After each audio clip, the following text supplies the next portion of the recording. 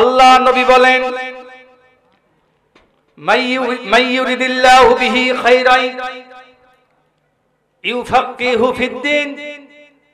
আল্লাহর নবী বলেন, আল্লাহ তাআলা যার কল্যাণ চান, ভালো চান, সেই ব্যক্তিকে দ্বীনের সঠিক জ্ঞান দান করেন।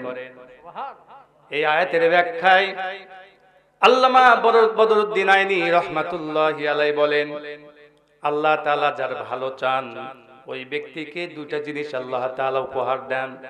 কয়টা জিনিস? আল্লাহ তাআলা যার ভালো চাবেন, কল্যাণ চাবেন, ওই ব্যক্তিকে আল্লাহ রাব্বুল আলামিন দুটা জিনিস দান করেন। এক নাম্বার হলো ওই ব্যক্তিকে আল্লাহ তাআলা নূর দিয়া, হেদায়েত দিয়া ধন্য করে দিবেন। দুই নাম্বার হলো ওই ব্যক্তির তামাম জিন্দেগীর গুনাহগুলো মাফ করে দিয়া জান্নাতের মেহমান বানিয়ে দিবে। সুবহানাল্লাহ। আমাদেরকে আল্লাহ তাআলা ভালোবেসেছেন বিধায় আসতে পেরেছি, ঠিক কিনা বলেন? আল্লাহ যেন আমাদের জীবনের গুনাহগুলো মাফ করে দেন। সকলে বলি আমিন। আরো জোরে বলি আমিন। ভাইরা আমার, এই মাহফিলে কত মর্যাদা, কত মর্তবা। নবীজি বলেছেন, আল্লাহর দ্বীন শিখার জন্য, কোরআন বোঝার জন্য, কোরআন জানার জন্য যারা ঘর থেকে বের হবে, ইলমে দ্বীন অর্জন করার জন্য যারা ঘর থেকে বের হবে, নবীজি বলেছেন, ওয়ায়াস্তাগফিরু লাহু মান ফিস সামাওয়াতি ওয়াল আরদ হাদ্দাল হিতানি ফিল মা। বলেন সুবহানাল্লাহ। আল্লাহ নবী বলেন, যারা আল্লাহর দ্বীন শিখার জন্য, কোরআন বোঝার জন্য, কোরআন শিক্ষা করার জন্য যারা ঘর থেকে বের হবে, আসমান এবং জমিনে, নদী এবং সমুদ্রে যত মাখলুক রয়েছে, সমস্ত মাখলুক গুলো ওই বান্দা বান্দীদের গুনাহ মাফের দোয়া করতে থাকে। চিন্তা করছেন আপনি? ইলমে দ্বীন অর্জন করার জন্য, কোরআন শোনার জন্য, কোরআন শিক্ষা করার জন্য যারা ঘর থেকে বের হবে, আসমান এবং জমিনে, নদী এবং সমুদ্রে যত মাখলুক রয়েছে, সমস্ত মাখলুকগুলো আমাদের জন্য দোয়া করতেছে। সুবহানাল্লাহ। আরো চিৎকার দেবেন আল্লাহু আকবার। আমাদের জন্য এই মুহূর্তে দোয়া হচ্ছে আসমানে, দোয়া হচ্ছে জমিনে, নদী এবং সমুদ্রের মৎস্য পর্যন্ত আমাদের গুনাহ মাফের দোয়া করতেছে। চিৎকার দেবেন আল্লাহু আকবার। ভাইরা আমার, সেই মাহফিল, এই মাহফিল, এখানে আমরা এসেছি কোরআন শোনার জন্য। কি শোনার জন্য? এই কোরআনে কারীম এমন একটি কিতাব, এমন একটি বাণী। কোরআন কিন্তু তথাকথিত অন্যান্য যে গতানুগতিক যে বই আছে, কিতাব আছে, অন্যান্য ধর্মগ্রন্থ আছে, হিন্দুদের ধর্মগ্রন্থ, খ্রিস্টানদের ধর্মগ্রন্থ আছে না নাই? কোরআন কি সেই রকম গ্রন্থ? Quran is the religion but also a complete code of life. Quran শুধু ধর্মগ্রন্থ নয়, এটা হচ্ছে মুসলমানের সংবিধানের কিতাব। আস্তে কোন সুবহানাল্লাহ। আরো জোরে বলেন সুবহানাল্লাহ। কোরআনে কারীম এটা কিন্তু মাখলুক নয়। যেমন আমাদেরকে আল্লাহ তাআলা সৃষ্টি করেছেন, গাছ আল্লাহ তাআলা সৃষ্টি করেছেন, আসমান আল্লাহ তাআলা সৃষ্টি করেছেন, জমিন আল্লাহ তাআলা সৃষ্টি করেছেন। কোরআন কিন্তু আল্লাহর মাখলুক না, কোরআন হচ্ছে গায়রে মাখলুক। কোরআন সৃষ্টি নয়, কোরআন হচ্ছে আল্লাহ তাআলার কুদরতি দিলের কথা। জোরে বলেন সুবহানাল্লাহ। এজন্য হাদিস শরীফের মধ্যে এসেছে, যারা আল্লাহর কোরআন তেলাওয়াত করে সেজন্য আল্লাহর সাথে কথা বলে। ভাইরা আমার, কোরআনে কারীম এমন একটি কিতাব, এমন একটি বাণী, এই কোরআনের ভিতরে আল্লাহ রাব্বুল আলামিন এমন কোন জিনিস নাই যে আল্লাহ তাআলা বর্ণনা করেন নাই। মহান রব্বুল আলামিন সুন্দর করে আমাদেরকে জানিয়ে দিচ্ছেন। সূরা নাহলের ভিতরে আল্লাহ রাব্বুল আলামিন সুন্দর করে আমাদেরকে মেসেজ দিয়ে দিচ্ছেন। কোরআনের ভিতরে আমি আল্লাহ রাব্বুল আলামিন কি দান করেছি দুনিয়ার মানুষ শোনো। আল্লাহ রাব্বুল আলামিন সুন্দর করে জানিয়ে দিচ্ছেন, যারা পারেন সঙ্গে পড়েন। ওয়ানাজ্জালনা আলাইকাল কিতাবা তিবয়ানাল লিকুল্লি শাইইন وهدى ورحمة وبشرى للمسلمين বলেন আল্লাহু আকবার। আল্লাহ রাব্বুল আলামিন বলেন, আমি দুনিয়াতে কোরআন দিয়েছি, এই কোরআনের ভিতরে এমন কোন জিনিস নাই, এমন কোন দিক নাই, এমন কোন বিভাগ নাই আমি আল্লাহ কোরআনের মধ্যে বর্ণনা করি নাই। সমস্ত কিছু আমি আল্লাহ রাব্বুল আলামিন একটা একটা করে খুলে খুলে কোরআনের মধ্যে বর্ণনা করেছি। কোরআনের ভিতরে এমন কোন ছোট বিষয় নাই আর এমন কোন বড় বিষয় নাই যে আমি আল্লাহ আলোচনা করি নাই। আল্লাহ রাব্বুল আলামিনের কথাগুলো শুনেন, আমরা জানি না, বুঝি না, সেই কারণে অনেকেই বলি এটা হুজুররা কোথা থেকে পেল, হুজুররা বানা বানা কথা বলে না, হুজুররা যা বলে কোরআন থেকে বলে, কথা বলেন ঠিক কিনা? আল্লাহ রাব্বুল আলামিন কি বলছেন দেখেন, এই কোরআনের ভিতরে এমন কোন ছোট বিষয় নাই আর এমন কোন বড় বিষয় নাই, এমন কোন দিক নাই, এমন কোন বিভাগ নাই আমি আল্লাহ রাব্বুল আলামিন কোরআনের মধ্যে আলোচনা করি নাই। আল্লাহ রাব্বুল আলামিন সুন্দর করে জানিয়ে দিচ্ছেন, মা ফাররাতনা ফিল কিতাবি মিন শাইইন ওয়ালা আসগরা মিন যালিকা ওয়ালা আকবারা ইল্লা ফি কিতাবিম মুবিন। বলেন আল্লাহু আকবার। আল্লাহ রাব্বুল আলামিন বলেন, এখানে লক্ষ্য করেন, আল্লাহ পাক বলেন কোরআন শরীফ আমি আল্লাহ নাজিল করেছি, এর মধ্যে এমন কোন আকবার নাই, এমন কোন আসগর নাই। আসগর হলো ইসমে তাফজিলের সিগা, এমন কোন বড় বিষয় নাই আর এমন কোন ছোট বিষয় নাই যে আমি আল্লাহ রাব্বুল আলামিন কোরআনের মধ্যে আলোচনা করি নাই। যারা বলেন সুবহানাল্লাহ। কোরআনের মধ্যে আল্লাহ তাআলা সব দিয়েছেন কিন্তু আমরা জানি না, ঠিক কিনা বলেন? আপনি আপনার ব্যক্তিগত জীবন কিভাবে পরিচালনা করবেন, আপনি আপনার পারিবারিক জীবন কিভাবে পরিচালনা করবেন, সামাজিক জীবন কিভাবে পরিচালনা করবেন, রাষ্ট্রীয় জীবন কিভাবে পরিচালনা করবেন, আন্তর্জাতিক জীবন আপনি কিভাবে পরিচালনা করবেন, সবকিছু আল্লাহ রাব্বুল আলামিন কোরআনের মধ্যে দিয়েছেন। কথা বলেন ঠিক কিনা? সেই কথাগুলো আমরা যখন বলি, এক শ্রেণীর মানুষ আছে তারা আমাদের বিরোধিতা করে, ঠিক কিনা বলেন? কোরআন শুধু ধর্মগ্রন্থ নয়, কোরআন হচ্ছে মুসলমানদের সংবিধানের কিতাব, ঠিক কিনা বলেন? কিন্তু অনেকেই জানে না। কারণ হলো, একটা উদাহরণ দিলে আপনাদের বুঝতে সহজ হবে। রাজহাঁস এবং পাতিহাঁস, রাজহাঁস পাতিহাঁসকে বলতেছে যে শোনো, এতদিন তো আমরা ডোবা নালাই খাল বিলে সাঁতার কাটলাম, শামুক ঝিনুক তুলে খেলাম, এবার আমরা চলে একটু বড় জায়গায় যাই, আটলান্টিক মহাসাগরে যাই। কথা কি বুঝতেছেন আমার? রাজহাঁস পাতিহাঁসকে পরামর্শ দিচ্ছে যে চলো একটু আটলান্টিক মহাসাগরে যাই। দুজন মিলে আটলান্টিক মহাসাগরে চলে গেছে। আটলান্টিক মহাসাগরে যাওয়ার পর সারাদিন সাঁতার কেটে ডুব টুব দিয়ে সারাদিন আর তাদের পেটে কোনো খাবার যায় নাই। রাজহাঁস পাতিহাঁসকে বলতেছে যে শোনো, এমন একটি জায়গায় আসলাম, এমন একটি সাগরে আসলাম যে সাগরের কোনো তলা নাই। আর আটলান্টিক মহাসাগরের তলা আছে না নাই? জোরে বলেন, আছে না নাই? আছে। এবার রাজহাঁস পাতিহাঁসকে বলতেছে চলো এবার আমরা প্রশান্ত মহাসাগরে যাই। প্রশান্ত মহাসাগরে চলে গেছে। প্রশান্ত মহাসাগরে গিয়া সারাদিন সাঁতার কেটে ডুব টুব পেয়ে কোনো খাবার পায় নাই। এবার রাজহাঁস পাতিহাঁসকে বলতেছে শোনো, এমন একটি জায়গায় আসলাম যে এই প্রশান্ত মহাসাগরের কোনো তলা।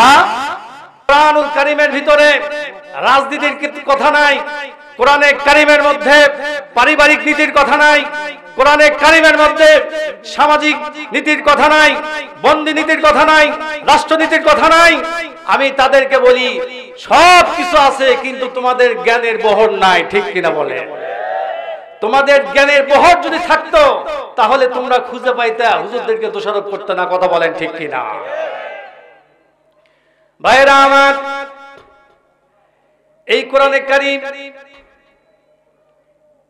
আপনাকে আমাকে আল্লাহ রাব্বুল আলামিন দান করেছেন আমাদের মুক্তির জন্য। কোরআনুল কারীম শুধু ঝাড়ফুঁকের জন্য আল্লাহ নাজিল করেন নাই। কোরআনে কারীম শুধু নামাজের জন্য আল্লাহ তাআলা নাজিল করেন নাই, শুধু হজের জন্য আল্লাহ তাআলা নাজিল করেন নাই, মানুষের মুক্তির জন্য আল্লাহ তাআলা কোরআনে কারীম নাজিল করেছেন। কথা বলেন ঠিক কিনা? আল্লাহ রাব্বুল আলামিন বলেন, ও দুনিয়ার মানুষ, কোন দিকে যাও তুমি? কোথায় যাও? কার কাছে তুমি দৌড়াও? কোথাও গিয়ে তুমি শান্তি পাবে না। শান্তি যদি পেতে চাও তাহলে কোরআনের দিকে চলে আসো। ফামান তাবিআ হুদায়া ফালা খাউফুন আলাইহিম ওয়ালা হুম ইয়াহজানুন। বলেন আল্লাহু আকবার। আল্লাহ রাব্বুল আলামিন বলেন, কোরআনে কারীম এমন একটি কিতাব, দুনিয়ার মানুষ তুমি যদি মুক্তি পেতে চাও, দুনিয়াতে যদি শান্তি পেতে চাও, আর আখিরাতে যদি মুক্তি পেতে চাও, তাহলে কোরআনের দিকে চলে আসো।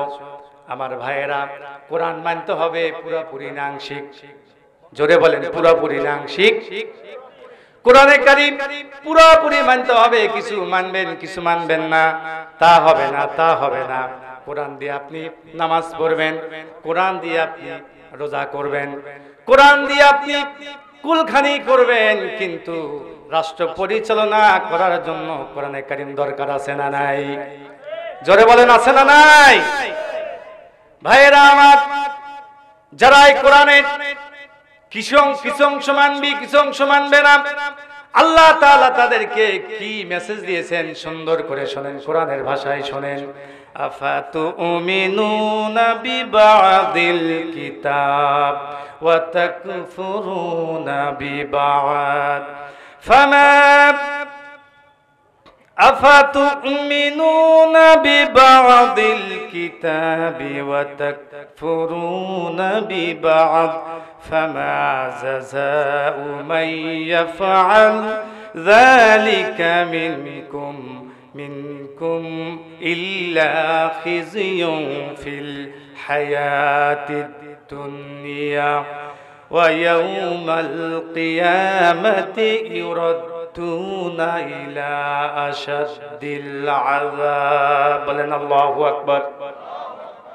কোরআনে কারীম আমি আপনাদের সামনে কোরআনের তেলাওয়াত করতেছি, অর্থ করতেছি, কষ্ট হচ্ছে আপনাদের? কোরআন শোনাচ্ছি আপনাদেরকে। আল্লাহ কি বলছেন দেখেন। অনেক কিস্সা কাহিনী তো আপনারা শোনেন, আজকের অনেক আলোচক বের হয়েছে, তাফসীরের কথা নাই, কোরআনের কথা নাই, শাস্ত্র সল্লগ বলে ঘন্টার পর ঘন্টা শেষ করে মোটা অঙ্কের টাকা নিয়ে চলে যাচ্ছে, আছে না নাই? এজন্য ভাই নিয়ত করেছি, আল্লাহ তাআলা যতদিন এই মাঠে রাখেন আল্লাহর কোরআনের কথা বলে যাও। এটা মানুষ শুনুক আর না শুনুক বলতে হবে, ঠিক কিনা বলেন? কারণ মান ক্বালা বিহি সাদাকা, যে ব্যক্তি আল্লাহর কোরআন বলে, কোরআনের কথা বলে, সে ব্যক্তি সত্য কথা বলে, ঠিক কিনা? আল্লাহ কি বলছেন দেখেন, আল্লাহ কি বলছেন, আফাতুমিনুনা বিবাদিল কিতাব ওয়া তাকফুরুনা বিবাদ। ও দুনিয়ার মানুষ, আমি আল্লাহ আমার কোরআনের কিছু অংশ মানবা আর কিছু অংশ মানবা না। যদি এই চরিত্র তোমাদের হয়, আল্লাহ বলছেন দুনিয়াতে তোমাদেরকে লাঞ্ছিত করব, অপমানিত করব, এবং ইউরাদ্দুনা ইলা আশাদ্দিল আযাব, মরার সাথে সাথে তোমাকে কঠিন আযাবে গ্রেফতার করা হবে। চিৎকার দিয়ে বলেন নাউযুবিল্লাহ। আরো জোরে বলেন নাউযুবিল্লাহ। সম্মানিত ভাইরা আমার, দেখেন পৃথিবীতে আজকে মুসলমান কোরআন ছেড়ে দেওয়ার কারণে মুসলমানদের কি অবস্থা হয়েছে। পৃথিবীতে মুসলিম কান্ট্রির দিকে তাকান, মুসলমানদের দেশের দিকে তাকান, পৃথিবীর কোন মুসলিম কান্ট্রিতে শান্তি নাই। কথা বলেন ঠিক কিনা?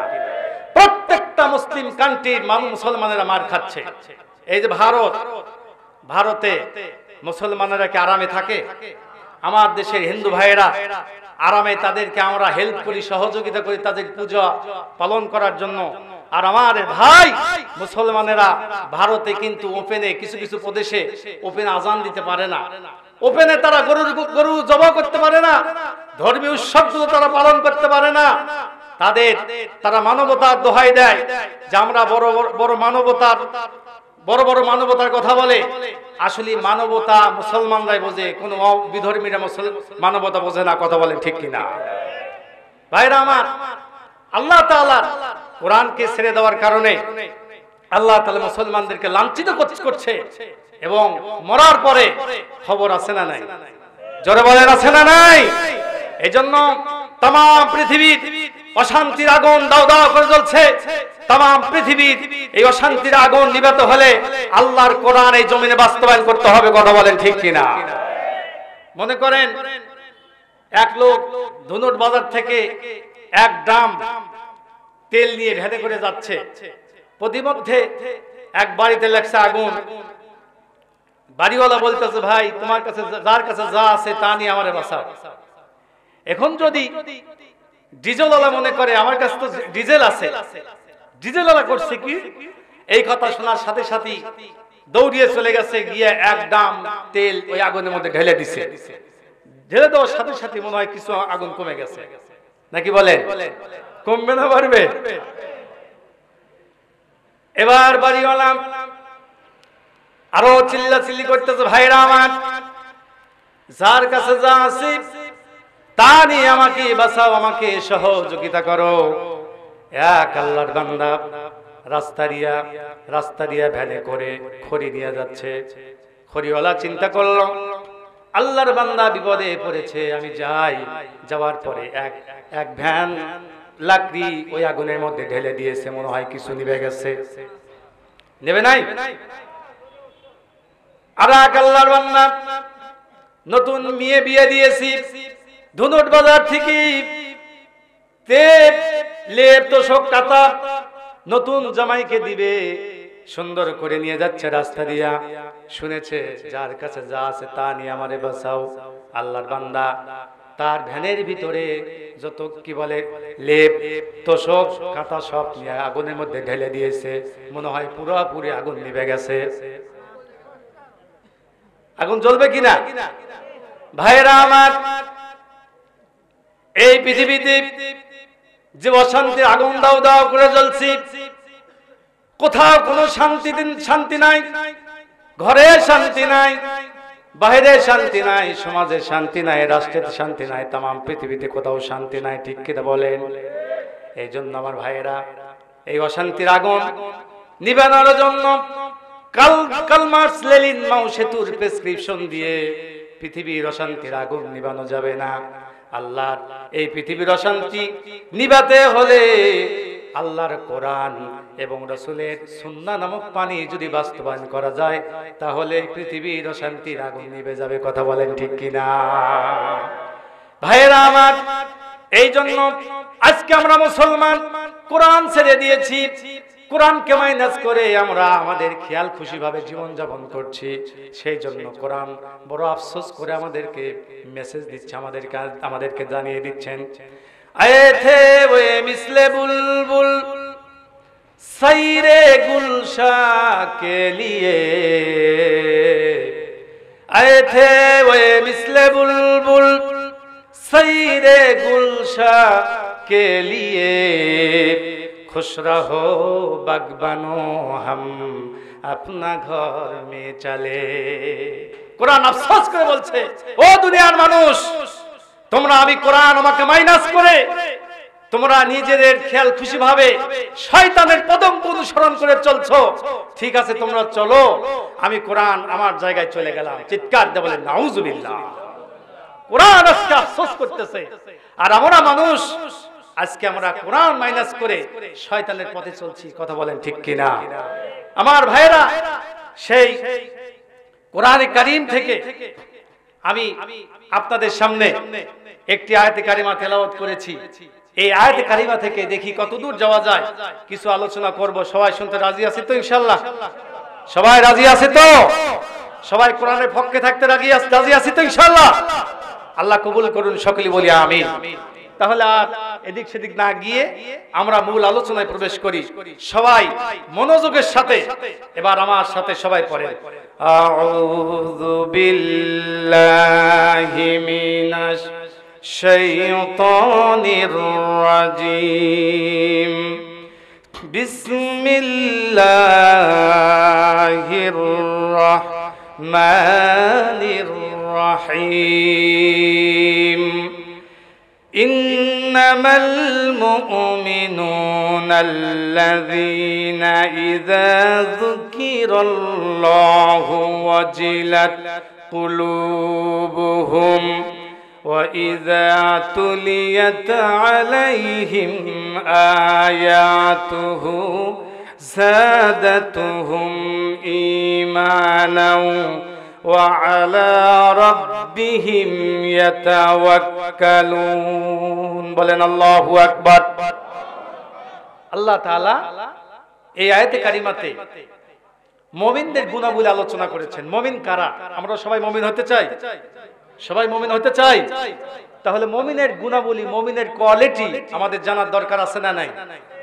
মুমিন কারা দেখি, আমার নাম সেই এই খাতায় আছে কিনা, মুমিনের গুণাবলীগুলো আমরা অর্জন করতে পেরেছি কিনা জানার দরকার আছে না নাই? সেই জন্য আজকে আমরা আলোচনা করব মুমিনের গুণাবলী নিয়ে। কি নিয়ে?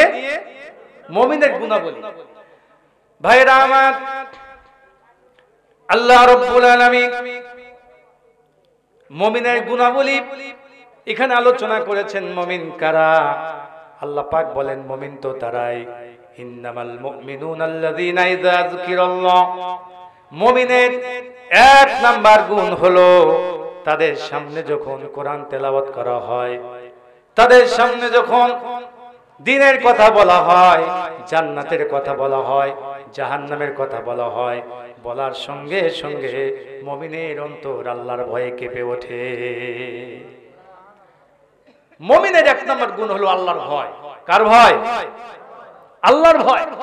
ভাইরা আমার, যদি কোনো মানুষের ভিতরে আল্লাহর ভয় থাকে, ওই ব্যক্তি কোনোদিন সুদের কারবার করতে পারবে না, ঘুষের কারবার করতে পারবে না। কথা বলেন ঠিক কিনা? সেই ব্যক্তি বেনামাজি থাকতে পারে না, সেই ব্যক্তি ঘুষের কারবার করতে পারবে না, অনৈতিক কাজ করতে পারবে না, জিনা করতে পারবে না। কারণ আমরা শুধু মুখে বলি, অন্তরে যদি আমাদের অন্তরে যদি আল্লাহর ভয় থাকতো, খোদার কসম ওই ব্যক্তি অনৈতিক কাজ করতে পারতো না। কথা বলেন ঠিক কিনা? আল্লাহর ভয় মানুষের অন্তরে নাই। মানুষ আল্লাহকে ভয় করে মরার আগে না পরে, মরার পরে কিন্তু মানুষ ভয় করে। অথচ আল্লাহ রাব্বুল আলামিন সুন্দর করে জানিয়ে দিচ্ছেন, যারা পড়েন ইয়া আইয়ুহাল্লাযীনা আমানু হাক্কা তুকাতিহি ওয়া লা তামুতুন্না ইল্লা ওয়া আনতুম মুসলিমুন। আল্লাহ পাক বলেন, হে ঈমানদারেরা, তোমরা আল্লাহকে ভয় করো। কাকে ভয় করো? আমি আল্লাহ, আমাকে ভয় করো। আল্লাহ পাক দেখেন এখানে তাকিদ দিয়েছেন। আল্লাহ প্রথমে বলেছেন তুমি তোমার আল্লাহকে ভয় করো, এরপরে বলতেছেন হাক্কা তুকাতিহি, তোমরা ভয় করো, ভয় করার মতো ভয় করো। এদিকে তাকান, আমার দিকে তাকান। আল্লাহ তাআলা বলছেন, ও ঈমানদারেরা, তোমরা আমাকে ভয় করো, ভয় করার মতো ভয় করো। যদি তোমরা আমি আল্লাহকে ভয় করতে পারো, তাহলে তুমি জান্নাতি মেহমান হয়ে কবরে চলে যাবে। ভাইরা আমার, আল্লাহর ভয় কারে বলে? এই আল্লাহর ভয় যদি কোনো মানুষের ভিতরে ইস্তেকামাত হয়ে যায়, ওই ব্যক্তি বড় বড় অফিসে চাকরি করলেও তার দ্বারা ঘুষ হবে না, ঘুষ খাবে না। সেই কথা বলেন ঠিক কিনা? মানুষের উপরে জুলুম করবে না। কিন্তু দুঃখ এবং পরিতাপের বিষয় হলো, দুনিয়াতে যত অফিস আদালত আছে, যারা অফিস করেন, বড় বড় অফিসে বড় বড় ঘুষ দেওয়া লাগে। কথা বলেন ঠিক কিনা? মনে করেন এই বগুড়া জেলার যিনি ডিসি সাহেব, এই ডিসির ভিতরে যদি আল্লাহর ভয় চলে আসে, তার মাকামে তার হৃদয়ে যদি আল্লাহর ভয় চলে আসে, ওই ডিসি অফিসে কোনো মানুষ ঘুষ খাওয়ার সাহস পাবে না। কথা বলেন ঠিক কিনা? এরপরে এসপি সাহেব যিনি, তার ভিতরে যদি আল্লাহর ভয় চলে আসে, ওই পুলিশ ডিপার্টমেন্টে যত মানুষ আছে, ওই ব্যক্তি আল্লাহর ভয় যদি তাদের ভিতরে থাকে, ওই ব্যক্তি মানুষের উপরে জুলুম করবে না, মানুষ মাজলুম হবে না, তারা কোনোদিন অফিস আদালতে ঘুষ খাইতে পারবে না। কথা বলেন ঠিক কিনা? এরপরে টিএনও সাহেব, এসপি সাহেব, এরপরে কি বলে ওসি সাহেব, এএসপি, তারপরে কি বলে পুলিশে ওই যে এসআই, এই বড় বড় দায়িত্বে যারা আছে, এই লোকগুলোর ভিতরে যদি আল্লাহ তাআলার ভয় থাকতো তাহলে এই লোকগুলোর দ্বারা কোনোদিন মানুষের উপরে জুলুম হতো না। কথা বলেন ঠিক কিনা? এমনও মানুষ আছে মিথ্যা মামলা দিয়ে অনেক পুলিশ অফিসার আছে, টেনে নিয়ে গিয়া থানায় গিয়া মোটা অঙ্কের টাকা নিয়ে ছেড়ে দেয়, আছে না নাই? আচ্ছা বলেন, এই লোকটার মধ্যে কি আল্লাহর ভয় আছে? কিন্তু নিজেকে কিন্তু মুসলমান দাবি করে, ঠিক কিনা? এই জন্য আল্লাহ পাক বলেন, তোমরা আল্লাহকে ভয় করার মতো ভয় করো। ভাইরা আমার, আল্লাহর ভয় যদি আপনার আমার ভিতরে চলে আসে, শুধু আমরা মুখে বলি, অন্তরে কিন্তু আল্লাহকে ভয় পাই না। আল্লাহ পাক বলেন, ও দুনিয়ার মানুষ শুনে রাখো, তুমি যদি তোমার ভিতরে আমি আল্লাহকে ভয় করে চলো, তাহলে দুনিয়াতে আমি তোমাকে সম্মানিত করব এবং কিয়ামতের ময়দানে তোমাকে সম্মানিত করে জান্নাতে পৌঁছে দিব।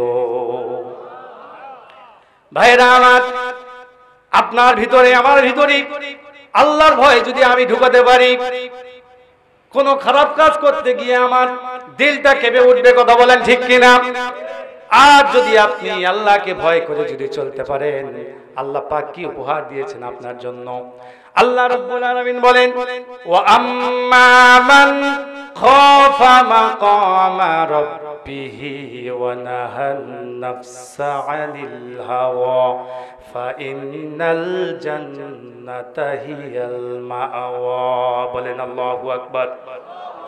আল্লাহ রাব্বুল আলামিন বলেন, যার মাকামে, যার হৃদয়ে আল্লাহ রাব্বুল আলামিনের ভয় থাকবে, এই দুনিয়াতে যারা আল্লাহকে ভয় করে চলবে, আল্লাহ পাক বলেন দুনিয়া থেকে চলে আসার সাথে সাথেই তোমাকে আমি জান্নাতে মাওয়া দান করব। ভাইরা আমার, আল্লাহর ভয় করে বলে, আল্লাহর ভয় করে বলে, সাহাবীদের জীবনের দিকে তাকান, যাদেরকে আল্লাহ রাব্বুল আলামিন দুনিয়াতেই জান্নাতের সার্টিফিকেট দান করেছিলেন। আমিরুল মুমিনিন হযরত ওমর রাদিয়াল্লাহু তাআলা আনহুর জীবনের দিকে তাকান। হযরত ওমর রাদিয়াল্লাহু তাআলা আনহু মদিনার অর্ধজাহানের শাসনকর্তা ছিলেন, জান্নাতের সার্টিফিকেট দুনিয়াতে পেয়েছিলেন। সে ওমরের জীবনের দিকে তাকান। আমিরুল মুমিনিন, প্রজারা রাত্রিবেলায় ঘুমায়, আর আমিরুল মুমিনিন প্রেসিডেন্ট হয়ে প্রজাদের অবস্থা দেখার জন্য রাত্রিবেলায় ছদ্মবেশে ঘুরে বেড়ায়। বলেন সুবহানাল্লাহ। আমিরুল মুমিনিন একদিন রাত্রিবেলায় ঘর থেকে বের হলেন। বের হওয়ার পরে কিছু দূর চলে গেলেন। যাওয়ার পরে তিনি দেখতে পেলেন, শুনতে পেলেন, মদিনার পল্লী থেকে একজন মহিলা সুললিত কণ্ঠে বিরহের গান গাচ্ছে। বলেন নাউজুবিল্লাহ। মহিলা গান গাচ্ছে, ফুল শুকিয়ে গেল, ফুল তুমি লইলে না, ফল শুকিয়ে গেল, ফল তুমি খাইলে না, লক্ষণ কি ভালো। এরকম বিরহের গান বাংলাদেশে আছে না নাই? যুবকরা গায় কি গায় না? গায়, অনেক সময় গায় না। আমি তখন সিরাজগঞ্জ কলেজে পড়ি, তো সিরাজগঞ্জ হোস্টেলে থাকি, তো হোস্টেলে তো অনেক পোলাপান থাকে, কলেজের স্টুডেন্ট। তো কারেন্ট চলে যেত, একটা ছেলে গান গাইত। গানটা বলবো? মাইন্ড না করলে একটু বলবো। ছেলেটা গান গাইত, আমি যোগ বিয়োগ ভাগ করে তোমার পথ ছেড়ে সরে দাঁড়ালাম, এছাড়া কোনো উপায় ছিল না, তুমি ভুল বুঝো না ওগো প্রিয় তোমা, ভুল হলে করিও ক্ষমা। নাউজুবিল্লাহ বলে, চিৎকারটা বলে নাউজুবিল্লাহ। এটাকে বলা হয় বিরহের গান। মানে প্রেমে হিট খাইছে, খায়া বলতেছে তোমার পথ ছেড়ে দিছি, এছাড়া কোনো উপায় ছিল না। এরকম গান আছে না নাই? এরকম গান গাওয়া কি জায়েজ আছে? নাই। তো আমিরুল মুমিনিন, কথা শুনতেছেন তো? আমিরুল মুমিনিন, ওনার কানে এরকম বিরহের গানের আওয়াজ ভেসে আসলো। আমিরুল মুমিনিন তিনি এক পা দুপা করে সামনে আগালেন, আর তিনি চিন্তা করলেন যে এইরকম গান গায়, এত বড় সাহস, যে দেশ কোরআন সুন্নাহর আলোকে বিচার হয়, যে দেশের পার্লামেন্টে আল্লাহর কোরআন আছে আর সেই দেশে বসবাস করে একজন নাগরিক পর পুরুষকে নিয়ে বিরহের গান গাবে, এটা সহ্য করা যায় না। যেমন আমার দেশের কিছু ছেলেবেলে গান গায়, দেখবেন কয় পাথরের ফুল ফুটাবো ভালোবাসা দিয়া। ওরে বাপ রে বাপ, সাগরের ঢেউ থামাবো ভালোবাসা দিয়া। সত্য কথা না মিথ্যা কথা? চা তো দেখি কক্সবাজারে যা, কিরকম মানুষ ভালোবাসাটা ঢেউ থামাতো দেখি। দেখছেন কোনদিন পাথরের উপরে কেউ ভালোবাসাতে ফুল ফুটাইছে? বাটপাড়ের বাচ্চা বাটপাড়, ঠিক কিনা বলে ভাইরা আমার? এই গানগুলো গাওয়া ইসলামী শরীয়তে কোনো জায়েজ নাই। কত অশ্লীল গান আমাদের সমাজে আছে। এক সময় আমরা শুনলাম সালামকে নিয়ে ব্যঙ্গ করলো, আসসালামু আলাইকুম বিআই সাহেব। ওয়ালাইকুম আসসালাম। কি সাহেব? বিয়ান সাহেব। কেমন আছেন বিয়ান সাহেব? নয়া প্রেমের এরপরে কি সেই জ্বালাতে জ্বলে নাই? আপনি মনে পারেন না, বলবেন না? বাংলাদেশের সমস্ত মানুষকে হুজুরদের সব হুজুর এবং সমস্ত মানুষদেরকে শালিশালা বানায়, ঠিক কিনা? ইসলামী স্টেট যদি হতো এদের জবাবদিহি করা লাগতো, কথা বলে ঠিক কিনা? তো এইরকম আরেকজন শিল্পী গান গাইলো, সেই বন্ধু ইউসুফ ভাইয়া আমি জুলাইখারে থুইয়া কেমন করে ছুটতে যায়, কি হয়? ফাটতে যায়। আহারে, চিন্তা করেন আল্লাহ নবী হযরত ইউসুফ আলাইহিস সালাম, তার চরিত্র কত পবিত্র ছিল। তাফসীরের কিতাবের মধ্যে এসেছে হযরতে ইউসুফ আলাইহিস সালাম এত পবিত্র চরিত্র অধিকারী ছিলেন যে জুলাইখা, তাফসীরে কুতুবের মধ্যে এসেছে, জুলাইখা তাকে অফার করলো, ইউসুফ তোমার চোখগুলো কত সুন্দর টানা টানা। ইউসুফ আলাইহিস সালামকে যখন বলা হলো, জুলাইখাকে বলা হলো, জুলাইখা তুমি চোখের প্রশংসা করো না, চোখ যিনি বানিয়েছেন সে আল্লাহর প্রশংসা করো। আর সে কি বলল? সেই বন্ধু ইউসুফ ভাইয়া আমি জুলাইখারে থুইয়া। এখানে ইউসুফ আলাইহিস সালামের বিরুদ্ধে মিথ্যা তহমত দিল, কথা বলেন ঠিক কিনা? ইউসুফ আলাইহিস সালাম জুলাইখার সাথে প্রেম করেন নাই। ইউসুফ আলাইহিস সালাম প্রেম করেছেন কার সাথে? জোরে বলেন কার সাথে? ইউসুফ আলাইহিস সালাম যদি জুলাইখার সাথে প্রেম করত তাহলে জুলাইখার অফার মেনে নিত, কথা বলেন ঠিক কিনা? আমার ভাইরা, আমার রাসূলকে এই কিছুদিন আগে ফ্রান্সে আল্লাহ রাসূলকে নিয়ে ব্যঙ্গ করলো। বাংলাদেশের কিছু দাস্তিক ব্লগার শয়তানেরা আল্লাহ নবীকে নিয়ে কটূক্তি করেছে, কথা বলেন ঠিক কিনা? ও যুবক ভাইরা, আল্লাহ রাসূলকে যারা গালি দেয়, আল্লাহ নবীকে যারা কটূক্তি করে, তাদের বাংলার জমিনে বিচার করতে হবে, কথা বলেন ঠিক কিনা? যারা আল্লাহ নবীর বিরুদ্ধে গালি দিবে, বাংলার জমিনে তাকে টেনে হেসে নিয়ে এসে তার জিহ্বা বের করে কুকুরটা খাওয়াতে হবে, কথা বলেন ঠিক কিনা? যুবক ভাইরা, এই কাজ যদি তোমরা না করো, রাস্তায় যদি মিছিল না করো, মিটিং না করো, আন্দোলন না করো, কিয়ামতের ময়দানে নবীজির শাফায়াত পাবে না, কথা বলেন ঠিক কিনা? আল্লাহ নবীর শাফায়াত পেতে হলে বিশ্ব নবীর শত্রুদের দুনিয়াতে বিচার করতে হবে, কথা বলেন ঠিক কিনা? আমার ভাইয়েরা, ইউসুফ আলাইহিস সালামকে বলা হলো, হে আল্লাহর নবী ইউসুফ, কত সুন্দর মসৃণ চুল আপনার, দেখলে চোখ জুড়ে যায়।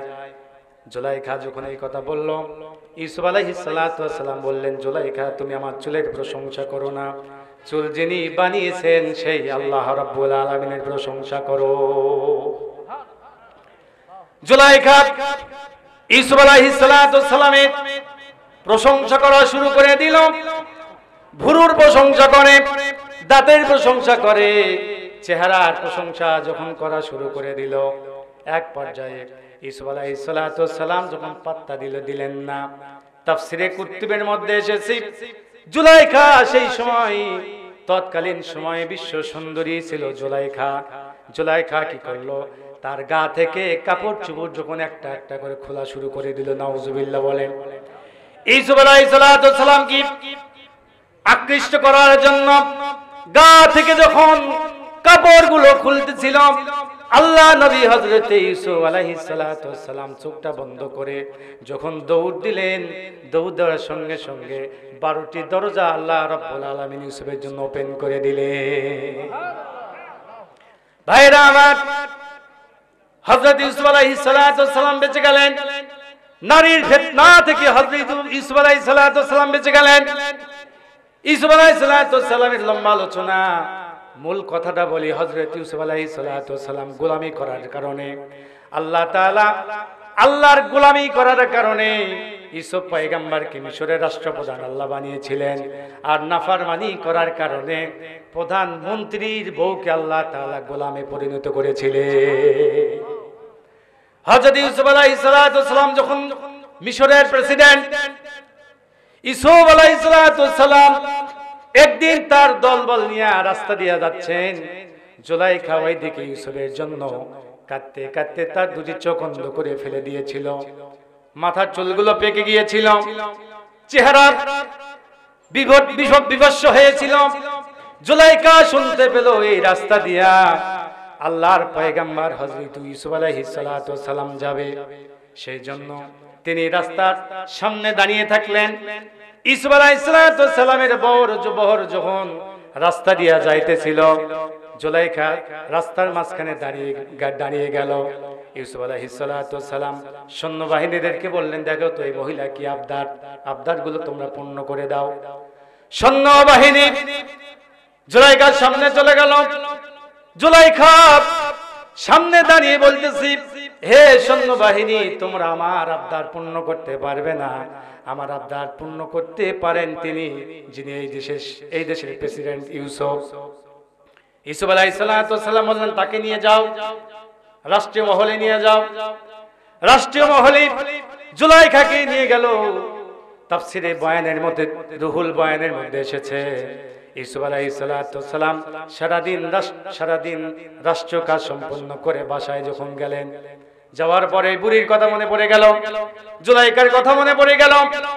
সৈন্যবাহিনীদেরকে বলা হলো, তোমরা আমার কাছে ওই মহিলাকে নিয়ে আসো, কি যেন আবদার তার, আমি নাকি পূরণ করতে পারবো, কেউ পারবে না। ইউসুফ আলাইহিস সালাতু ওয়াস সালামের সামনে যখন নিয়ে আসা হলো, নিয়ে আসার পরে ইউসুফ আলাইহিস সালাতু ওয়াস সালাম বললেন, হে মহিলা, তোমার কি আবদার আমাকে বলো। জুলাইখা বলতেছে, ইউসুফ, আপনি কি আমাকে চেনেন না? দুনিয়ার সাধারণ কোনো মেয়ে না, আমি হলাম সেই জুলাইখা। ইউসুফ আলাইহিস সালাতু ওয়াস সালাম বললেন, জুলাইখা, তোমার সেই রূপ লাবণ্য কোথায় গেল? আমার মায়েরা, সেই জন্য রূপের বাহাদুরি করা যাবে না। এই দেশের যত সুন্দরী মেয়েরা, যত সুন্দরী রূপসী মেয়ে, যার চেহারা যত ভালো, তত বড় বেহায়া। কথা বলেন ঠিক কিনা? জোরে বলেন ঠিক কিনা? আমার মায়েরা, এই চেহারার বাহাদুরি বেশি দিন থাকবে না। বয়স 40 হলেই বাংলাদেশের নারী কুড়িতে হয় বুড়ি। কথা বলেন ঠিক কিনা? আমার মা, এই চেহারা কতদিন চেহারার বাহাদুরি দেখাবেন? এই চেহারা আপনার সাথে থাকবে না। চেহারা আপনার শেষ হয়ে যাবে। আপনার এই গায়ের চামড়াগুলো ঢিল হয়ে যাবে। মা, পর্দায় করে চলবেন। পর্দা করে যদি চলতে পারেন, আল্লাহর কাছে আপনি সম্মানী মেয়ে হবেন। কথা বলেন ঠিক কিনা? আমার মায়েরা, জুলাইখার মতো মানুষ এত রূপ আল্লাহ পাক দান করেছিলেন। তাম পৃথিবীর ভিতরে সুন্দরী রূপসী ছিলেন জুলাইখা। সেই জুলাইখার লাবণ্য শেষ হয়ে গিয়েছিল। ইউসুফ আলাইহিস সালাতু ওয়াস সালাম বললেন, তোমার সেই রূপ লাবণ্য কোথায় গেল? যে রূপের বাহাদুরি তুমি করেছিলা, সেই তোমার রাজত্ব কোথায় গেল? জুলাইখা বলল, ইউসুফ, আল্লাহ রাব্বুল আলামিনের গোলামি করার কারণে আপনাকে আল্লাহ তাআলা গোলাম থেকে রাষ্ট্রপ্রধান বানিয়ে দিয়েছেন। আর রাষ্ট্রের প্রধানের ওয়াইফকে, বউকে আল্লাহ তাআলা পথের ভিখারি বানিয়ে দিয়েছে। কথা বলেন ঠিক কিনা? সেই আল্লাহ আছে না নাই? অবশ্যই আছে। এজন্য ভাই, অহংকার করা যাবে না। ক্ষমতার অহংকার, টাকার অহংকার, বংশের অহংকার করা যাবে না। যদি আমরা করি, সেই আল্লাহ তাআলা আমাকে মাটির সঙ্গে মিশায় দিয়া ভাঙা থালে দিয়ে রাস্তায় দাঁড় করাতে পারে। কথা বলেন ঠিক কিনা? ভাইরা আমার, হযরত ইউসুফ আলাইহিস সালাতু ওয়াস সালাম বলতেছিলেন, জুলাইখা, তোমার সে রূপ লাবণ্য গেল কোথায়? তোমার সেই অহংকার গেল কোথায়? জুলাইখা মাথা নিচের দিকে দিয়ে বলতেছে, ইউসুফ, আল্লাহ তাআলা সবকিছু বিলীন করে দিয়েছেন। এবার ইউসুফ আলাইহিস সালাতু ওয়াস সালাম বললেন, তোমার কি আবদার বলো?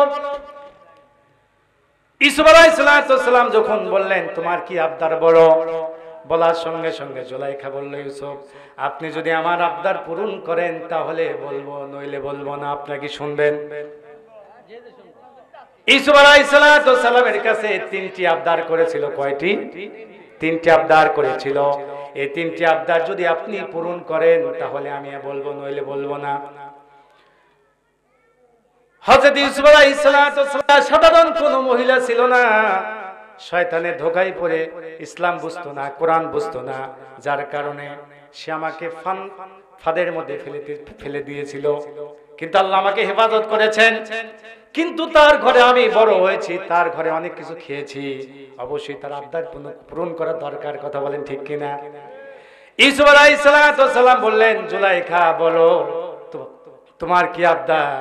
জুলাইখা বলল এক নাম্বার আবদার হলো, দেখেন আমার দিকে, আপনি তাকিয়ে দেখেন, আপনার প্রেমে আপনার বিরহে তাম দুনিয়া আমি শেষ করে দিয়েছি, আমার প্রবলাবন্য শেষ করে দিয়েছি, এমনকি কাঁদতে কাঁদতে দুটি চোখ অন্ধ করে ফেলে দিয়েছি। আল্লাহ নবী আপনি আল্লাহর কাছে দোয়া করেন আল্লাহ রাব্বুল আলামিন যেন আমার দুটি চোখ ভালো করে দেয়। ইউসুফ আলাইহিস সালাম দুই হাত তুলে দোয়া করলেন রব্বুল আলামিন, আল্লাহ আমি তোমার পয়গম্বর, আমি দোয়া করছি আল্লাহ জুলাইখা দুটি চোখ ভালো করে দাও। দোয়া করার সাথে সাথে আল্লাহ তাআলা জুলাইখা দুটি চোখ ভালো করে দিল। যে চিৎকার দিয়ে বলেন সুবহানাল্লাহ। এবার জুলাইখা বলল ইউসুফ দুই নাম্বার আবদার আমার, আপনি আল্লাহর নবী, আপনি যদি আমার জন্য দোয়া করেন আল্লাহ অবশ্যই কবুল করবেন। জুলাইখা বলল ইউসুফ যে রূপ লাবণ্য আমাকে আল্লাহ তাআলা দান করেছিলেন, এই রূপ লাবণ্য আমার গোলামি না করার কারণে, নাফরমানি করার কারণে আমার রূপ লাবণ্য শেষ হয়ে গেছে। আল্লাহর কাছে দোয়া করেন আল্লাহ রাব্বুল আলামিন যেন আবার পূর্বের মতো আমাকে রূপ লাবণ্য দান করে। ইউসুফ আলাইহিস সালাম দোয়া করলেন, দোয়া করার সঙ্গে সঙ্গে আল্লাহ রাব্বুল আলামিন আবার পূর্বের মতো রূপ দিয়ে দিলেন। তিন নাম্বার আবদার ইউসুফ আলাইহিস সালামকে বলা হলো ইউসুফ তিন নাম্বার আবদার অত্যন্ত শক্ত আবদার, আপনি কি পূরণ করবেন? ইউসুফ আলাইহিস সালাম বললেন বলো। দুইটা আবদার পূর্ণ করেছি, আর করব না কেন? জুলাইখা বলল তিন নাম্বার আবদার হলো আপনি আমাকে বিয়ে করেন। আচ্ছা বলেন তো এই আবদার সহজ না কঠিন? সহজ না কঠিন? ইউসুফ আলাইহিস সালাম চিন্তায় পড়ে গেলেন, কারণ নবীরা নিজের প্রবৃত্তি অনুসরণ করে করে কোনো কথা বলতেন না, যা বলতেন কার ওহী, কার ইশারায়? আল্লাহ তাআলার ইশারায়। ইউসুফ আলাইহিস সালাম চুপ মেরে গেলেন, তিনি কোনো কথা বলছেন না। এমন সময় জিবরাইল আমিন এসে বলতেছেন হে আল্লাহ নবী ইউসুফ দুইটি আবদার আল্লাহ তাআলা পূর্ণ করেছেন, তৃতীয় আবদার আপনার। আল্লাহ তাআলা হুকুম করেছেন তিন নাম্বার আবদার আপনার জন্য আল্লাহ ডেকেছেন। জুলাইখা যা বলেছে এই মুহূর্তে আমার উপস্থিতিতে আপনাকে জুলাইখাকে বিবাহ করে আপনার বিবি বানিয়ে নেন। চিৎকার দিয়ে বলেন সুবহানাল্লাহ, আর জোরে বলেন সুবহানাল্লাহ। আমার ভাইরা, সেই ইউসুফ আলাইহিস সালাম জুলাইখার সাথে প্রেম করেন নাই, প্রেম করেছিলেন আল্লাহর সাথে। কথা বলেন ঠিক কিনা? হযরতে আমিরুল মুমিনিন ওমর রাদিয়াল্লাহু তাআলা ঘুরতেছেন, মনে আছে আপনাদের?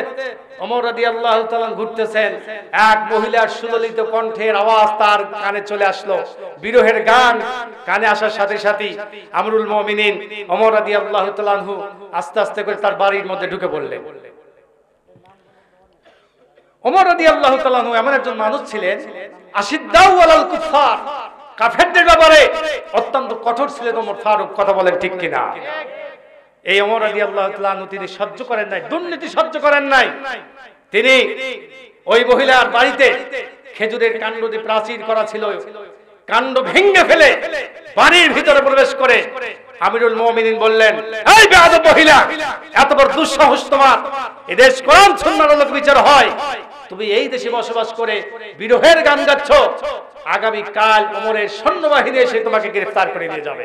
চিৎকার দিয়ে বলেন আল্লাহু আকবার, আর জোরে বলেন আল্লাহু আকবার। কেমন ভয় ছিল দেখেন। আমিরুল মুমিনিন ওমর ফারুকের কেমন আল্লাহর ভীতি ছিল, খোদা ভীতি ছিল, একটু অপেক্ষা করে। আমার ভাইয়েরা, আমিরুল মুমিনিন যখন এই কথা বললেন, বলার সঙ্গে সঙ্গে মহিলা এবার বলল, হে যুবক, তোমাকে সর্বপ্রথম আমি বলি, তুমি মুসলমান না অমুসলমান? তুমি যদি মুসলমান হও তাহলে তোমার সঙ্গে কথা বলবো, আর যদি অমুসলমান হও তাহলে তোমার সঙ্গে কোনো কথা হবে না। কারণ অমুসলমান যারা, তারা আমাদের ধর্মের রীতিনীতি বুঝবে না। তুমি সত্যি করে বলো, তুমি মুসলমান না মুসলমান? আমিরুল মুমিনিন তিনি নিজের পরিচয় দিলেন না, তিনি কিন্তু একজন প্রেসিডেন্ট, অর্ধ জাহানের প্রেসিডেন্ট। ওমর রাদিয়াল্লাহু তাআলা কোনো কথা বললেন না, পরিচয় দিলেন না। আর আমার দেশের যদি নেতা হতো কি অবস্থা হতো চিন্তা করেন। আমার সামনে বড় গলায় কথা বলিস, আমি কি চিনিস আমাকে? কথা বলেন ঠিক কিনা? কিন্তু আমিরুল মুমিনিন ভয় ছিল কার? জোরে বলেন, ভয় ছিল কার? এই জন্য আল্লাহর ভয় যাদের ভিতরে থাকবে, যতই বড় পাওয়ারফুল ব্যক্তি হোক না কেন, ওই ব্যক্তি মানুষের উপরে জুলুম করবে না, পাওয়ার দেখাবে না। কথা বলেন ঠিক কিনা? আমিরুল মুমিনিন ওমরের কাছ থেকে শিক্ষা নেন। ওমি, আপনি কত বড় নেতা হয়েছেন, ওমরের মতো বড় নেতা আপনি হন নাই, ওমরের মতো মাস্তান আপনি হন নাই। ওমর তার আব্বাকে খাতির করেন নাই। কথা বলেন ঠিক কিনা? আমিরুল মুমিনিন হযরত ওমর রাদিয়াল্লাহু তাআলা আনহু আল্লাহর নবীর কাছে এসে বলতেছেন, ইয়া রাসূলুল্লাহ, হাবিবাল্লাহ, আমি ইসলাম কবুল করেছি। এই কথা যখন আমার বাবা খাত্তাব শুনেছি, শোনার সঙ্গে সঙ্গে তেলে বেগুনে জ্বলে উঠেছে। নবীজি শোনার সঙ্গে সঙ্গে আপনি নবী, আপনাকে গালমন্দ শুরু করে দিয়েছে। আমি আমার বাবার সামনে দাঁড়িয়ে গেলাম, বাবাকে বললাম, আব্বা জান, আপনি আমার জন্মদাতা পিতা, আমাকে খাওয়িয়েছেন, পরিয়েছেন। আব্বা জান, আপনার হাতে ধরি, পায়ে পড়ি, আমার নবীকে আপনি গালমন্দ করবেন না। ওমর ফারুক বললেন, আমি আমার আব্বাকে কন্ট্রোল করতে পারছিলাম না।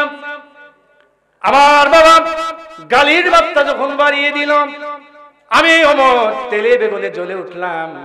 আমার আব্বাকে বললাম, আব্বা জান, আল্লাহ নবীকে আগে চিনতে পারি নাই, মুহাম্মদ সাল্লাল্লাহু আলাইহি সাল্লামকে হত্যা করার জন্য আমি উদ্যত হয়েছিলাম। আমি গিয়েছিলাম না জানার কারণে, না বুঝার কারণে আল্লাহ নবীকে আমি হত্যা করতে গিয়েছিলাম। কিন্তু এখন আমি নবীকে এত ভালোবাসি, আমি ওমর আমার জীবনের চাইতে বেশি বিশ্ব নবীকে বেশি ভালোবাসি। ও যুবক ভাইয়েরা, আল্লাহ নবীকে যদি কেউ গালি দেয়, আল্লাহ নবীকে নিয়ে যদি কেউ কটূক্তি করে, ওকে জিন্দা কবর দিব। কথা বলেন ঠিক কিনা? জোরে বলেন ঠিক কিনা? বাংলার জমিনে আল্লাহর নবীকে যে ব্যক্তি গালি দিবে, তার ঠাই বাংলার জমিনে হবে না। কথা বলেন ঠিক কিনা? ভাইয়েরা আমার, আমিরুল মুমিনিন হযরত ওমর রাদিয়াল্লাহু তাআলা বললেন, আব্বা জান, আমার নবীকে আপনি গালি দিবেন না। ইয়া রাসূলুল্লাহ, ইয়া হাবিবাল্লাহ, হুজুর, আমার আব্বাকে আমি কন্ট্রোল করতে পারছিলাম না। এক পর্যায়ে আমার আব্বা যখন গালির মাত্রা বাড়িয়ে দিল, আমার বাবার বড় বড় মাথায় চুল ছিল, আমি রাগ কন্ট্রোল করতে না পেরে বাম হাত দিয়ে চুল ধরলাম। ধরার সঙ্গে সঙ্গে ডান হাতে আমি তলোয়ার নিলাম। নেওয়ার সঙ্গে সঙ্গে আমার জন্মদাতা পিতার গর্দানে যখন তলোয়ার মারলাম, মারার সঙ্গে সঙ্গে ফিনকি দিয়ে রক্ত বের হয়ে চলে গেল। ইয়া রাসূলুল্লাহ, ইয়া হাবিবাল্লাহ, এই কাজ শুধু করেছি আপনাকে এবং আল্লাহকে রাজি এবং খুশি করার জন্য। জোরে বলেন সুবহানাল্লাহ। আমার ভাইরা, আমার রাসূলকে এই কিছুদিন আগে ফ্রান্সে আল্লাহ রাসূলকে নিয়ে ব্যঙ্গ করলো। বাংলাদেশের কিছু নাস্তিক ব্লগার শয়তানেরা আল্লাহ নবীকে নিয়ে কটূক্তি করেছে। কথা বলেন ঠিক কিনা? ও যুবক ভাইরা, আল্লাহ রাসূলকে যারা গালি দেয়, আল্লাহ নবীকে যারা কটূক্তি করে, তাদের বাংলার জমিনে বিচার করতে হবে। কথা বলেন ঠিক কিনা? যারা আল্লাহ নবীর বিরুদ্ধে গালি দিবে, বাংলার জমিনে তাকে টেনে হেসে নিয়ে এসে তার জিহ্বা বের করে কুকুরটা খাওয়াতে হবে। কথা বলেন ঠিক কিনা? যুবক ভাইরা, এই কাজ যদি তোমরা না করো, রাস্তায় যদি মিছিল না করো, মিটিং না করো, আন্দোলন না করো, কিয়ামতের ময়দানে নবীজির শাফায়াত পাবে না। কথা বলেন ঠিক কিনা? আল্লাহ নবীর শাফাআত পেতে হলে বিশ্ব নবীর শত্রুদের দুনিয়াতে বিচার করতে হবে। কথা বলেন ঠিক কিনা? ভাইরা আমার, সাহাবায়ে ইকরাম আল্লাহ নবীকে গালি দিয়েছে, নিজের বাপকে খাতির করে নাই, কতল করে দুনিয়া থেকে বিদায় করে দিয়েছে। কথা বলেন ঠিক কিনা? ভাইরা আমার, রাসূল করিম সাল্লাল্লাহু আলাইহি সাল্লামের সাহাবীদের জীবনের দিকে তাকান, তারা আল্লাহ রাসূলকে কত ভালোবেসেছেন। এইজন্যই তো নবীজি বলেছেন, লা ইউমিনু আহাদুকুম হাত্তা আকুনা হাব্বা ইলাইহি মিন ওয়ালিদিহি ওয়া ওয়ালাদিহি ওয়ান নাসি আজমাইন। যতক্ষণ পর্যন্ত তোমার সন্তান সন্ততির চেয়ে, তোমার জীবনের চেয়ে, তোমার সম্পদের চেয়ে, এমন কি তোমার জীবনের চেয়েও আমি নবী যতক্ষণ পর্যন্ত আমাকে বেশি ভালোবাসবা, ততক্ষণ পর্যন্ত তুমি সত্যিকারের মুমিন হতে পারবে না। কথা বলে ঠিক কিনা? শুধু নামাজ পড়লে হবে না মুসলমান, আল্লাহর নবীর আজমত মোহাব্বত ভিতরে পয়দা করতে হবে। কথা বলেন ঠিক কিনা? একজন মুসলিম, আপনি কি আল্লাহর কোরআন পড়েন না? আপনি কি আল্লাহর কোরআন জানেন না? আপনি আমার বাড়িতে প্রবেশ করে এক নয় দুই নয় কোরআনুল কারীমের 4টি আয়াত আপনি অস্বীকার করলেন। কোরআনুল কারীমের 4টি আয়াত আপনি অস্বীকার করলেন। 4টি আয়াতে কারিমা আপনি অস্বীকার করলেন। কোরআনে কারীম আপনি কি জানেন না কিয়ামতের ময়দানে মানুষ হাজার হাজার গুনাহ করা লাগবে না, পাহাড় পরিমাণ গুনাহ করা লাগবে না। আমার ভাইয়েরা, কথা শুনতেছেন আপনারা? মহিলা কি বলতেছে দেখেন, মহিলা বলতেছে, হে আল্লাহর বান্দা, আপনি আমার বাড়িতে প্রবেশ করে কয়টি হুকুম অমান্য করেছেন?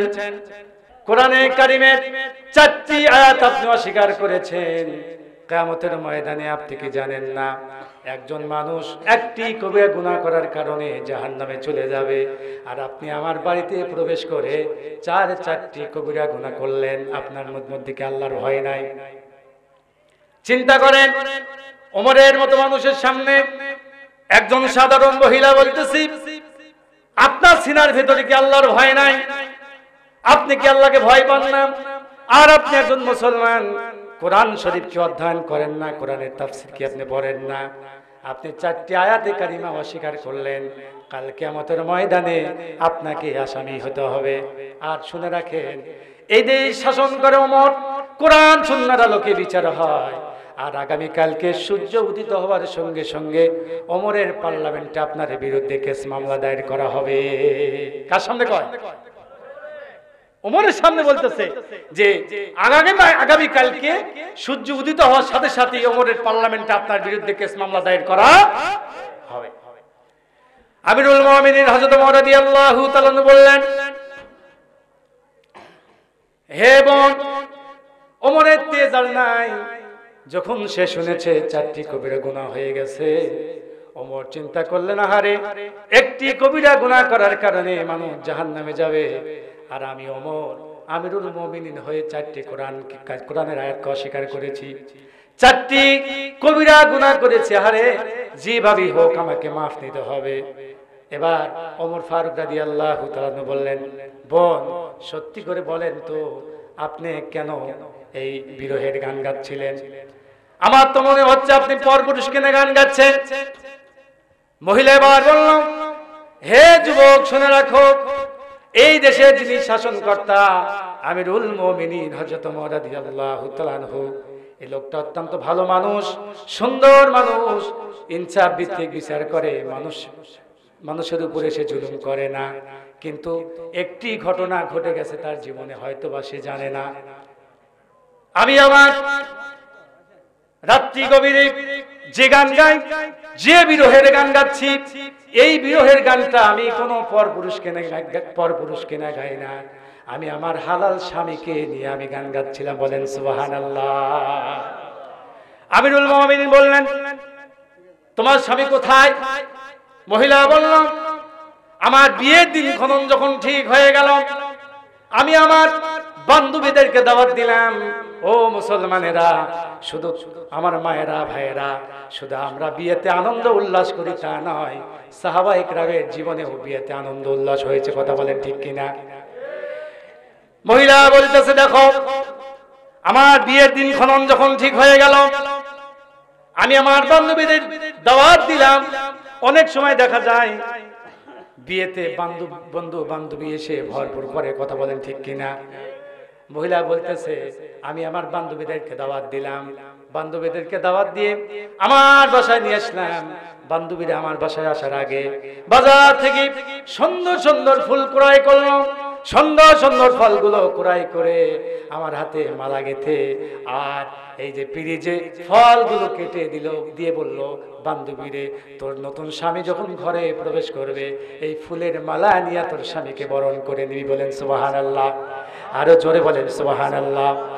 আমি আমার স্বামীর জন্য বিয়ে যখন করা হয়ে গেল, ইজাব এবং কবুল হয়ে গেল, আমি আমার স্বামীর জন্য ফুলের মালা নিয়ে ফলের পিরিজ দিয়ে আমার ঘরে আমি ওয়েট করতেছিলাম। এমন সময় এই দেশের শাসক ওমরের রাজদরবার থেকে একটা দূত চলে আসলো, এসে আমার স্বামীর সামনে একটা চিঠি দিয়ে দিল। চিঠি বাবার সঙ্গে সঙ্গে আমার স্বামী আমার ঘরে প্রবেশ করলো না, ওমরের রাজদরবার দিকে দৌড় দিল। আর আজকে 4টি মাস হয়ে গেল আমার স্বামী আমার বাড়িতে নাই, আমার বিছানায় আসে নাই, যার কারণে দিনের বেলা আমি গান গাইতে পারি না, ফুলগুলো শুকিয়ে যাচ্ছে, ফলগুলো শুকিয়ে যাচ্ছে। সেই জন্য আমি আমার স্বামীর জন্য রাত্রি বেলায় বিরহের গান গাচ্ছিলাম। বলেন সুবহানাল্লাহ, আরো জোরে বলেন সুবহানাল্লাহ। আমিরুল মুমিনিন চিন্তা করলেন ভুল তো আমার আর একটা হয়ে গেল, ঠিক কিনা বলেন? ভুল হলো কয়টা? জোরে বলেন কয়টা? 5টা হয়ে গেল। শুনবেন আপনারা? আমিরুল মুমিনিন চিন্তা করছেন, নিজের পরিচয় দিচ্ছেন না, তিনি চিন্তা করছেন আহারে একদিকে ভুল করেছি 4টা, আবার আরেকটা ভুল হয়ে গেল আমার 5টা। কয়টা? 5টা। আমিরুল মুমিনিন বলছে বোন তুমি কি আমাকে মাফ করবে না? বলে না, মাফ করব না, আগামী কালকে ওমরের রাজদরবারে তোমার সঙ্গে দেখা হবে। আমিরুল মুমিনিন বলছেন আচ্ছা তোমার স্বামীকে যদি আমি আগামী কালকে তোমার সামনে নিয়ে আসতে পারি, তোমার সামনে যদি দিতে পারি, আমাকে কি মাফ করে দিবা? মহিলা বলতেছে হ্যাঁ, চিন্তা ফিকির করে দেখবো। আল্লাহু আকবার, জোরে বলেন আল্লাহু আকবার। ভাইরা আমার, তাহলে মুমিনের 1 নম্বর গুণ কি? জোরে বলেন 1 নম্বর গুণ কি? আল্লাহর ভয়। মুমিনের 1 নম্বর গুণ কি? আল্লাহর ভয়। 2 নম্বর গুণ একটু আলোচনা করি, আমরা অন্যদিকে চলে যাব। 2 নম্বর আল্লাহ তাআলা কি বলছেন? আল্লাহ রাব্বুল আলামিন বলেন وَإِذَا تُلِيَتْ عَلَيْهِمْ آيَاتُهُ زَادَتْهُمْ إِيمَانًا وَعَلَى رَبِّهِمْ يَتَوَكَّلُونَ। বলি আল্লাহু আকবার। মুমিনের 2 নম্বর গুণ হলো কোরআন শরীফ তেলাওয়াত করা। তাদের সামনে যখন কোরআনের আয়াত তেলাওয়াত করা হবে তাদের ঈমানটা শতগুণে বৃদ্ধি হয়ে যাবে। মুমিনের 2 নম্বর গুণ হলো কোরআন তেলাওয়াত করা, কোরআন তেলাওয়াত করা। আল্লাহ রাব্বুল আলামিন বলেন ওয়াইযা কুরিয়াল কুরআনু ফাসতামিউ লাহু ওয়া আনসিতু লাআল্লাকুম তুরহামুন। বলেন আল্লাহু আকবার।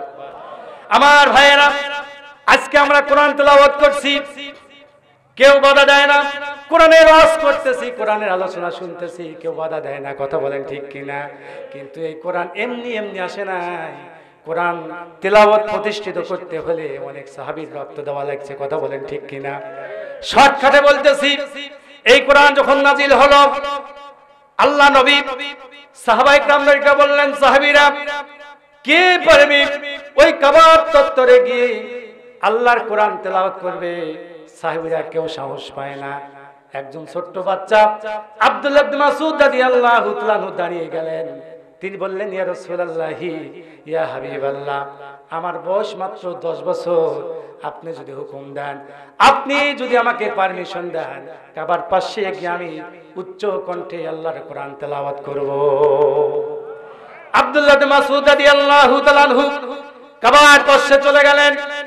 যাওয়ার পরে সূরা রহমান যখন তেলাওয়াত শুরু করে দিলেন, পড়েন আর রহমানু আল্লামাল কুরআন খালাকাল ইনসানা আল্লামাহুল বায়ান। এই আয়াতি কারিমা যখন তেলাওয়াত শুরু করে দিলেন, তেলাওয়াত করতেছেন, এমন সময় আবু জেহেল তেলাওয়াত শোনার সঙ্গে সঙ্গে দৌড় দিয়ে আসলো। আসার পরে আব্দুল্লাহ ইবনে মাসউদকে ধরে ফেলে দিল। ধরার পরে বলল, আব্দুল্লাহ ইবনে মাসউদ তুমি কেন কোরআন তেলাওয়াত করো? বলছে আমি করবই, এতে যা হবে হবে, আমি করবই। এক কথা দুই কথা বলতে বলতে ছোট বাচ্চা আব্দুল্লাহ ইবনে মাসউদের কান যেতে এমন চপ্পাঘাত করলো, এমন চর মারলো, মারার সঙ্গে সঙ্গে কানের তালা ফিরে দরদর করে রক্ত বের হওয়া শুরু হয়ে গেল। আব্দুল্লাহ ইবনে মাসউদ রাদিয়াল্লাহু তাআলা আনহু আকাশের দিকে তাকাইয়া আল্লাহকে বললেন, রব্বুল আলামিন তোমার কোরআন তেলাওয়াত করতে গিয়া, কোরআনের কথা বলতে গিয়া, কোরআন তেলাওয়াত করতে গিয়া আজকে আবু জেহেল আমার কানের তালা ফাটায় দিল। আল্লাহ আল্লাহ এমন একটি পরিবেশ তৈরি করে দাও আল্লাহ, আমি যেন আবু জেহেলের কানের তালা ফাটাতে পারি। চিৎকার দেবেন আল্লাহু আকবার। ভাইরা আমার, ভাইরা আমার, আব্দুল্লাহ ইবনে মাসউদ রাদিয়াল্লাহু তাআলা আনহু দোয়া করেছিলেন, আল্লাহ দোয়া কবুল করেছিলেন। বদরের ময়দানে আল্লাহ তাআলা সেই প্রতিশোধ গ্রহণ করিয়ে দিয়েছিলেন। কথা বলেন ঠিক কিনা? ওইদিকে যেতে পারলাম না আমার ভাইয়েরা। তো মুমিনের যে গুণাবলীগুলো আলোচনা করতেছিলাম, মুমিনের এখানে আল্লাহ তাআলা 5টি গুণের আলোচনা করেছেন। মুমিনের 1 নম্বর গুণ আল্লাহর ভয়। 1 নম্বর গুণ কি? আল্লাহর ভয়। 2 নম্বর গুণ হলো কোরআন তেলাওয়াত করা। 2 নম্বর গুণ কি? কোরআন তেলাওয়াত করা। আমার মুরব্বীরা, আমার যুবক ভাইয়েরা, অনেকেই আছি আমরা কোরআন তেলাওয়াত করতে পারি না। আছি না নাই? ভাই দুনিয়া থেকে বিদায় হয়ে চলে যাব, আমরা কোরআন তেলাওয়াত করতে হবে।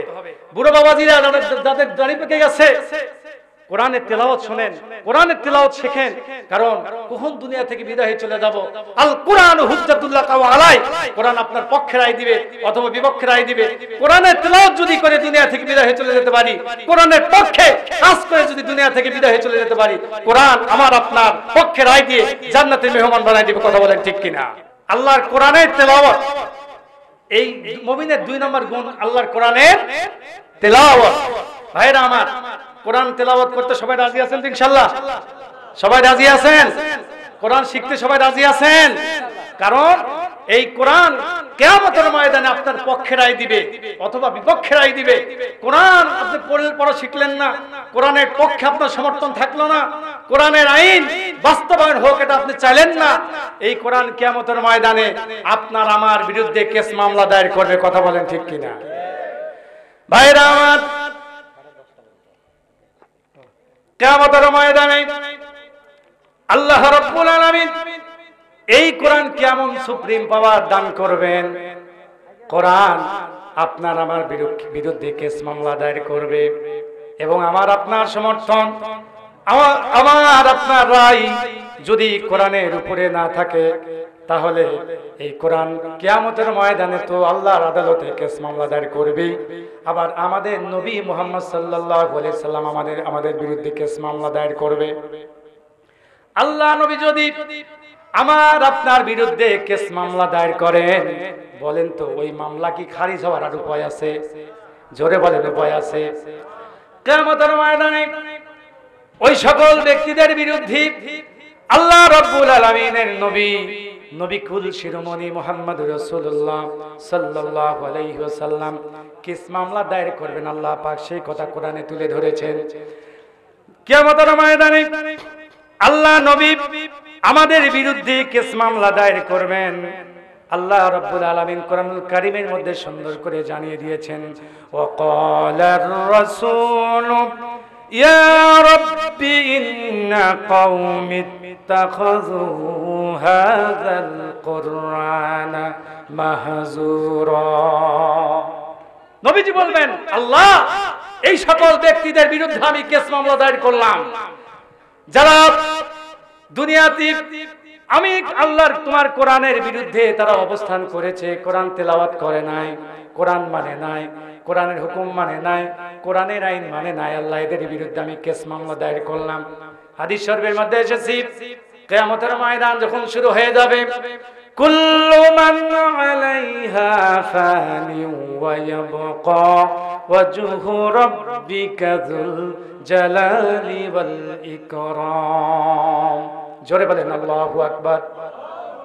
কুল্লু মান আলাইহা ফান, সব ফানা ফানা হয়ে যাবে, সব লন্ডভন্ড হয়ে যাবে, কিয়ামত যখন অনুষ্ঠিত হয়ে যাবে, সূর্য মানুষের আধাত উপরে চলে আসবে, মতান্তরে 3 ইঞ্চি উপরে চলে আসবে।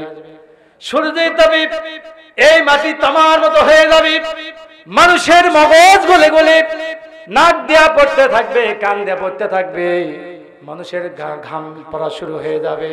ঘামের পানিতে কিছু মানুষের হাঁটু পর্যন্ত ঘাম হয়ে যাবে, কোন কোন মানুষের মান্দা পর্যন্ত, কোন কোন মানুষের থুতু পর্যন্ত, কোন কোন মানুষ ঘামের মধ্যে হাবুডুবু খাবে, সাঁতার কাটবে। ওই অবস্থা সামনে আসে না নাই? জোরে বলেন আছে না নাই? ওই ময়দানে মাহশরে আল্লাহ রাব্বুল আলামিন ওই সকল ব্যক্তিদেরকে আরশের ছায়ায় স্থান দিবেন যারা নাকি আল্লাহর কোরআন মেনেছে, কোরআন তেলাওয়াত করেছে, কোরআনের আইন কানুন মেনেছে, ব্যক্তিগত জীবনে কোরআন মেনেছে, পারিবারিক জীবনে কোরআন মেনেছে, রাষ্ট্রীয় জীবনে কোরআন মেনেছে।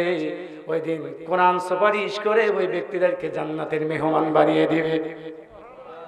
ওই ময়দানে মাহশরে এমন অবস্থা হয়ে যাবে, মানুষ অতিষ্ঠ হয়ে যাবে। 50,000 বছর হাসরের ময়দানে দাঁড়িয়ে থাকতে হবে, মানুষ অতিষ্ঠ হয়ে।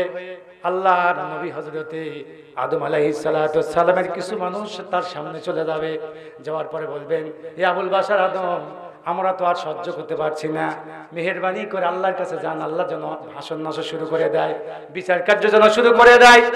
আদম আলাইহিস সালাম বলবেন, না আমি পারবো না, এই তোমরা চলে যাও নূহ আলাইহিস সালাতু ওয়াস সালামের কাছে। নূহ আলাইহিস সালাম বলবেন, না আমি পারবো না। তোমরা চলে যাও ঈসা আলাইহিস সালাতু ওয়াস সালামের কাছে। ঈসা বলবেন, না আমি পারবো না। তোমরা চলে যাও মুসা আলাইহিস সালাতু ওয়াস সালামের কাছে। মুসা বলবেন, আমি পারবো না। ঈসা আলাইহিস সালাম বলবেন, চলে যাও আখিরি নবী মুহাম্মদুর রাসূলুল্লাহর দরবারে।